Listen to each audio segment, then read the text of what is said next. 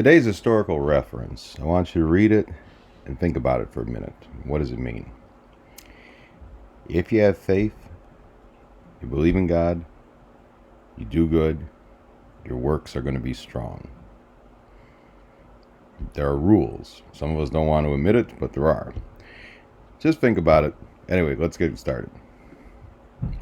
Well, we made it to the end of the week. Right now, the market is trading at 41.73 in the futures. Cash market's 83. Gold's up 13 to 17.80. Crude oil is around 63.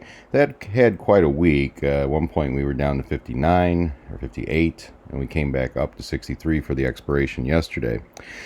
Treasury bond prices are down. Rates are up a little bit, but it's more of a technical move. Bonds still look like they bottomed out. Other commodities such as soybeans and corn have moved higher. Cow prices look higher also. Natural gas also moving higher, which means inflation eventually. This week, most of the volume was light.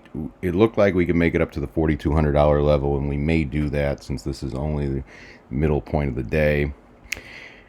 Thank God all the things we did this week had worked out. We did mostly gut spreads in the S&P for Monday, Wednesday, and today, and also oil for its monthly expiration. For today, we're still holding. We're short the 41.80 versus the 41.40 gut. Our plan is to hedge it when we get to 41.80 or 40. Most likely, if we get to 80, we'll do the 42.20 versus the 41.80. Any news out there for this week? As most of you probably know, government's still trying to pass that new $2 trillion plus stimulus infrastructure repair bill. That's going to be probably coming out for the summertime. I think it'll pass. Most of the cities need the money to come in. Speaking of the cities, most of them across the country are still trying hard to reopen. But like my hometown of Chicago, you can rent an apartment for $1,000 downtown right now.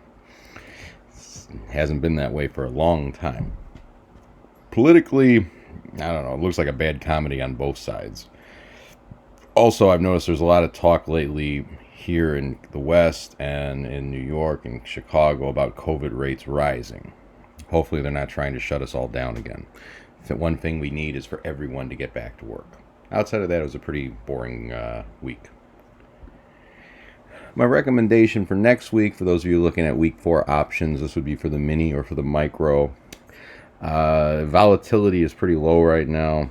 The straddle value using 4,200 as the straddle, 41.75 as the straddle, is about 50.